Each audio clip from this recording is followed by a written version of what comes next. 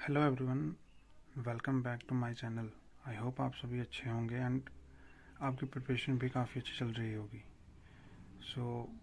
आज हम बात करेंगे कि हम कैसे किसी भी एग्ज़ामिनेशन के मेंस को हम कैसे अटेम्प्ट कर सकते हैं। फर्स्ट ऑफ ऑल, कल 8 मई है, कल आरबीआई असिस्टेंट मेंस का एग्ज़ामिनेशन है। जिनका भी कल एग्ज़ामिनेशन है उनको बेस्ट विशेस, अच्छे से करके आइएगा। एंड बाकी हम बात करेंगे आज मेंस के बारे में, और इसमें हम दोनों एग्ज़ाम्स की बात करेंगे, चाहे वो क्लर्क लेवल का एग्ज़ाम हो या फिर पीओ लेवल का एग्ज़ाम हो, उसके मेंस को हम कैसे अटेम्प्ट करेंगे। अब सबसे पहले मैं आपको आरबीआई असिस्टेंट मेंस के एग्ज़ाम के बारे में बता दूं। इसमें आपके पास 5 सब्जेक्ट्स रहेंगे, जो कि reasoning, English, quants, general awareness and computer science है। इसमें हर एक सेक्शन के आपको 40 क्वेश्चंस मिलेंगे और जिसके आपको 40 मार्क्स मिलेंगे, और उनका जो डेजिग्नेटेड टाइम पीरियड है पर सेक्शन का वो भी आप स्क्रीन पे देख सकते हैं। रीजनिंग के लिए 30 मिनट्स मिलेंगे, इंग्लिश के लिए 30 मिनट्स, क्वांट्स के लिए 30 मिनट्स एंड जनरल अवेयरनेस के लिए 25 मिनट्स एंड कंप्यूटर के लिए 20 मिनट्स मिलेंगे। चलिए तो अब बात करते हैं अपने टॉपिक पे, जो है कि how to attempt mains examination. अब देखिए, जनरली हम दो तरह के एग्ज़ाम देते हैं, एक होता है क्लर्क लेवल एग्ज़ाम, एक होता है पीओ लेवल एग्जामिनेशन।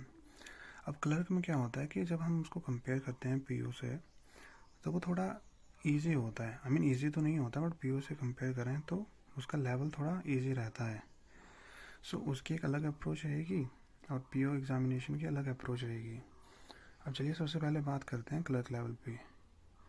तो क्लर्क लेवल की जो अप्रोच रहेगी उसमें सबसे पहले आपको क्या करना है, आपको एक बात का ध्यान रखना है कि इसमें जो कट ऑफ है वो हाई जाती है एज़ कम्पेयर टू पीओ। आप जितने ज़्यादा क्वेश्चन कर पाएँ उतना बेटर रहेगा। अब क्वेश्चन करने की अप्रोच क्या है, तो सबसे पहले हम डिस्कस करेंगे जनरल अवेयरनेस या फिर करंट अफेयर्स के बारे में। तो इसके लिए बेसिकली आपको 3 स्टेप्स फॉलो करना है। पहला स्टेप ये है कि आपको जब आप करंट अफेयर के सेक्शन पे पहुंचेंगे तो आपको क्वेश्चन नंबर 1 से लेके 40 तक सीक्वेंस में सारे क्वेश्चंस को अटेम्प्ट करना है। जैसे मान लीजिए आपको क्वेश्चन नंबर 1 आता है, आपने अटेम्प्ट कर लिया। उसके बाद आपको क्वेश्चन नंबर 2 एंड 3 नहीं आते हैं तो आपने उनको छोड़ दिया। फिर क्वेश्चन नंबर 4 आता है, उसको अटेम्प्ट कर लिया। ऐसे ऐसे आपने क्या किया कि सारे क्वेश्चन अटेम्प्ट कर लिए। अब जीए की एडवांटेज ये रहती है कि अगर आपको क्वेश्चन आते हैं तो आप 10 मिनट में पूरे 40 के 40 क्वेश्चन भी कर सकते हैं। अगर नहीं आते हैं तब भी आप 10 मिनट में फ्री हो जाएंगे। उसके बाद आपको क्या करना है, आपको दोबारा क्वेश्चन नंबर 1 पे आना है। उसके बाद जो जो क्वेश्चन आपने फर्स्ट ट्राई में नहीं कंप्लीट किए या फिर जिनको आपने अटेम्प्ट नहीं किया, आपने उन क्वेश्चंस को अपने रफ शीट पे नोट डाउन करना है और उन क्वेश्चंस को अलग करना है जिनके बारे में आप 50-50 श्योर हो कि हाँ, मुझे लगता है कि 4 या 5 ऑप्शन है तो 2 ऑप्शन का मुझे लगता है कि या तो ये होगा ये होगा। ऐसे आपको 4 या 5 क्वेश्चंस अलग कर लेने हैं। अगर ज़्यादा होते हैं तो ज़्यादा भी कर सकते हैं आप। अब उसके बाद क्या होगा, जैसे आपने वो नोट कर लिए तो आपको क्या करना है कि अब जो 4 या 5 क्वेश्चन या जो भी जितने भी क्वेश्चन जिनमें आप 50-50 श्योर हो कि हाँ ये हो सकता है या फिर ये हो सकता है, उन सब में आपको गैस वर्क करना है।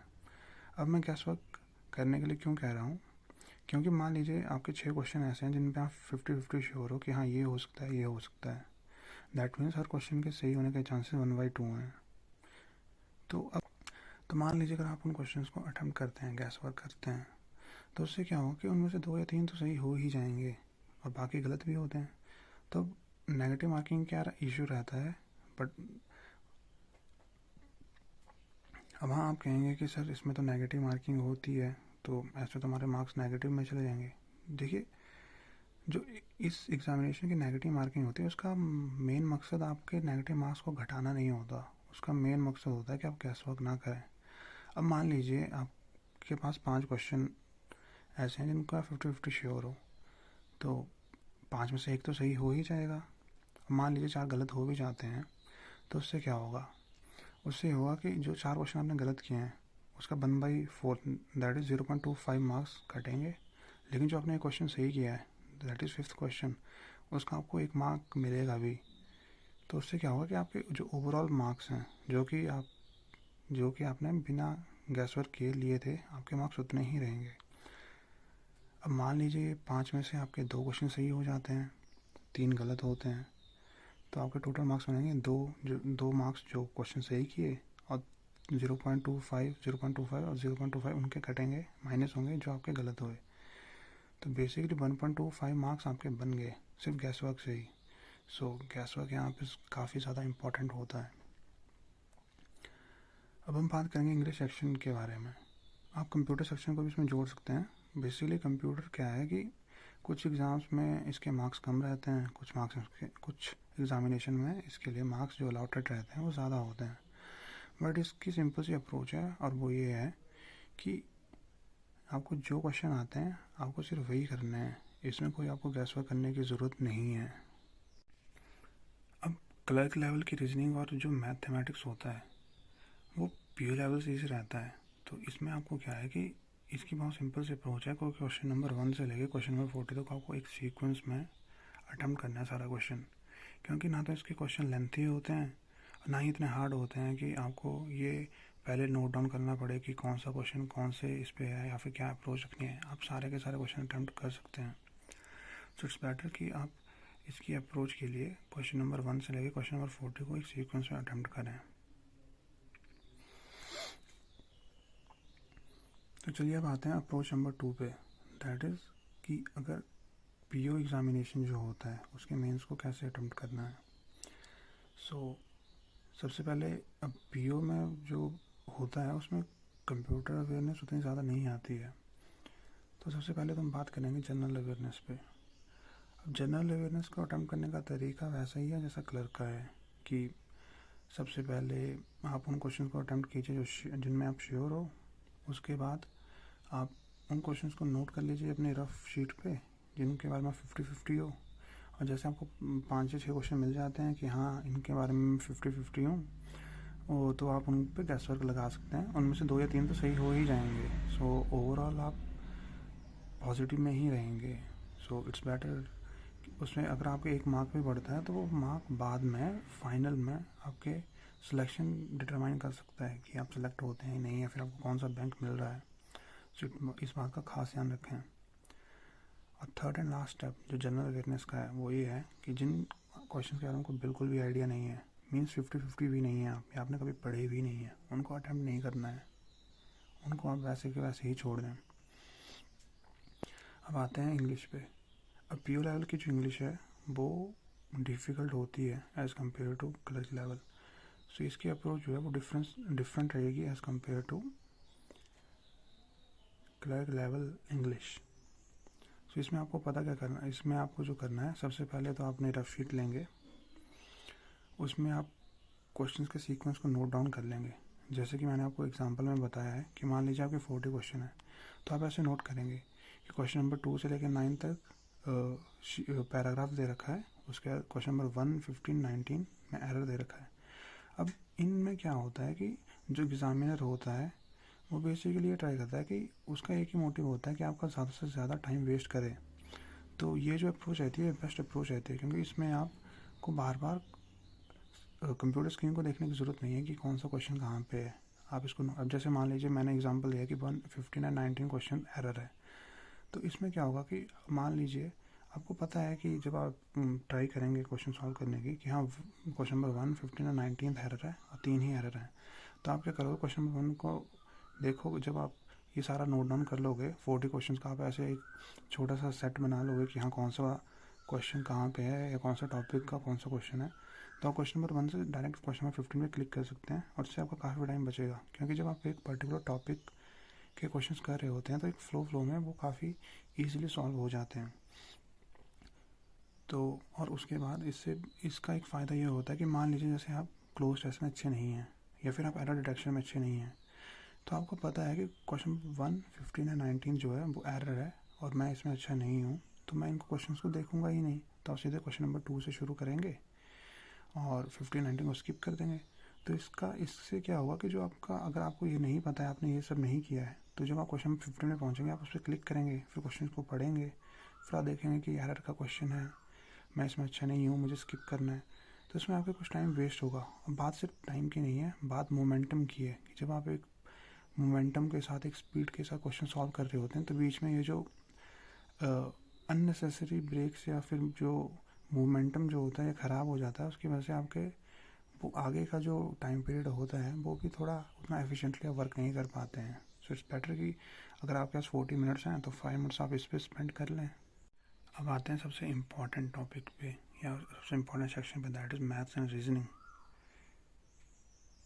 और हाँ, अगर आपको मेरी ये वीडियो इन्फॉर्मेटिव लगी हो और अच्छी लगी हो तो प्लीज़ चैनल को लाइक ज़रूर करें, वीडियो को लाइक ज़रूर करें और चैनल को सब्सक्राइब ज़रूर करें, ताकि आने वाली मैं आपको ऐसी इन्फॉर्मेटिव वीडियोस देता रहूँ। अगर आपको कोई और टॉपिक पे वीडियो चाहिए या आप कुछ और जानना चाहते हैं तो आप कमेंट सेक्शन में मुझसे पूछ सकते हैं, मैं उस टॉपिक से रिलेटेड भी आपके लिए वीडियो बना दूँगा। तो चलिए शुरू करते हैं मैथ्स एंड रीजनिंग, जो कि सबसे इम्पॉर्टेंट सेक्शन है। अब मैथ्स एंड रीजनिंग इतनी इम्पॉर्टेंट क्यों है? ये इतनी इम्पॉर्टेंट इसलिए है क्योंकि इसमें कुछ क्वेश्चंस ऐसे होते हैं जो 2 मार्क्स के भी होते हैं। जैसे अगर आप IBPS PO जाएंगे तो उसमें क्वेश्चन के सामने मेंशन होता है कि this DI is for 10 marks, जबकि उसके क्वेश्चन 5 होते हैं, तो वो थोड़ा हार्ड लेवल की रहती है। तो वैसे ही रीजनिंग में भी कुछ क्वेश्चन 2 मार्क्स के रहते हैं, कुछ क्वेश्चन सिंगल मार्क्स के रहते हैं। अब इससे ये होता है कि आप पूरे क्वेश्चन कर ही नहीं पाएंगे कभी, आपको कुछ क्वेश्चन स्किप करने पड़ेंगे और कुछ क्वेश्चन आपको अटेम्प्ट करने पड़ेंगे। तो आप कौन से क्वेश्चन को स्किप करेंगे और कौन से क्वेश्चन को अटेम्प्ट करेंगे, इसके लिए सबसे बेस्ट अप्रोच ये है कि आप, जैसे कि आप एग्जाम्पल में देख रहे हैं, आप ऐसे एग्जाम्पल में उन सारे क्वेश्चन को नोट डाउन कर लें कि हाँ, क्वेश्चन नंबर 1 to 5 पजल है, क्वेश्चन नंबर 6 to 8 लॉग्स के क्वेश्चन है, 9 to 14 सिटिंग अरेंजमेंट है, 15, 16, 20, 24 to 30 जो है लॉजिकल रीजनिंग का क्वेश्चन है, 17 से लेकर 19 ब्लड रिलेशन है एंड सो ऑन। ऐसे तो इससे ये हुआ कि आपको पता लग जाएगा कि हाँ, ये वाले टॉपिक्स जो हैं इनको मैं इतना स्ट्रॉन्ग नहीं हूँ तो इस टॉपिक के क्वेश्चन को मैं स्किप करूँगा, इस टॉपिक में मैं स्ट्रॉन्ग हूँ तो इस टॉपिक के क्वेश्चन को मैं अटेम्प्ट करूँगा। अब जैसे मान लीजिए आप मशीन इनपुट में अच्छे नहीं हैं तो आप 21 से लेकर 23 क्वेश्चन को स्किप कर सकते हैं। तो आपको वहाँ पे टाइम वेस्ट करने की ज़रूरत ही नहीं है बाद में, क्योंकि आपने 5 मिनट्स पहले ही डेडिकेट कर दिए इस पर्टिकुलर सेट को बनाने में कि कौन सा क्वेश्चन कहाँ पे है। तो जो आपके रेस्ट के 35 मिनट्स रहेंगे उसमें ज़्यादा एफिशिएंटली काम कर पाएंगे और ज़्यादा फास्ट तरीके से काम कर पाएंगे। अब इसमें क्या होता है कि कुछ क्वेश्चन इजी लेवल के रहते हैं, कुछ मॉडरेट और कुछ हार्ड लेवल के रहते हैं। सो उन क्वेश्चन को सिलेक्ट करने में भी ये सेट आपकी हेल्प करता है। और मैथ्स के लिए भी आपको सेम स्ट्रेटजी अप्लाई करनी है। पहले आपको क्वेश्चन के सेट बना लेने हैं कि कौन सा क्वेश्चन कहाँ पे है, कैसे है, कितना है, और कितने क्वेश्चन एक पर्टिकुलर टॉपिक से आए हुए हैं और आपको कैसे अप्रोच करना है। अब जैसे मान लीजिए आप पजल में स्ट्रॉन्ग हैं तो आप क्या करेंगे, सबसे पहले क्वेश्चन नंबर 1 to 5 पजल में चले जाएंगे। अब मान लीजिए कोई लॉजिकल रीजनिंग में स्ट्रॉन्ग है तो क्या करेगा, सीधे क्वेश्चन नंबर 15 पे जंप करेगा, फिर 16, फिर 20 और 20 से जाएगा वो सीधे 24 पे, फिर 30 पे। तो ऐसे उसके 5 क्वेश्चन अटैम्प्ट हो जाएंगे। सो ऐसे जब आप ऐसे इस अप्रोच को फॉलो करेंगे तो जितने आप नॉर्मली क्वेश्चन कर पाते थे उससे 5 से लेकर 10 क्वेश्चन आप ज़्यादा ही कर पाएंगे और ये आपके सिलेक्शन को डिटरमाइन कर सकता है। सो आई होप आपको ये वीडियो अच्छी लगी हो, इन्फॉर्मेटिव लगी हो। एंड एक बात याद रखिए कि ये जो एग्ज़ामिनेशन है ये एक रिजेक्शन एग्ज़ामिनेशन है, ये कोई सिलेक्शन का एग्ज़ामिनेशन नहीं है जैसे कॉलेज या स्कूल में होता है कि हाँ ठीक है सिर्फ पास होना है। इसमें आपको कम्पीट करना है, you always have to be ahead of others. So आपको हर वो चीज़ ट्राई करनी है जो आपको दूसरों से आगे ले जा सके, दूसरों से बेहतर बना सके। अब चाहे वो ये स्ट्रैटेजी ही क्यों ना हो। अब मान लीजिए आप 5 मिनट इसमें दे रहे हैं स्ट्रैटेजी में, तो रेस्ट के 35 मिनट्स आप बहुत ही जल्दी से क्वेश्चन सॉल्व कर पाएंगे और बहुत ही फास्ट तरीके से एफिशिएंट वे में कर पाएंगे।